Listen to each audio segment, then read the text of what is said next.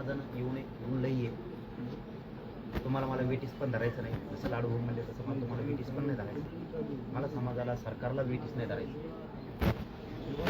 तुम्ही येऊ नका, मी तुमच्यासाठी लढायला आणि मराठा तयार आहे एका जागेवर. पण ते आंदोलन तुम्ही येऊ नका. कुणाचं काही झालं मी समाजावरती जीव लावतोय, तेही लावताय, ते म्हणले समाज होऊ नये, असं आहे तसं आहे, काय होऊ नये, समाजाने बी येऊ नये, माझंही म्हणणं आहे. मी लढतो एवढंच आहे की सरकारवर दबावासाठी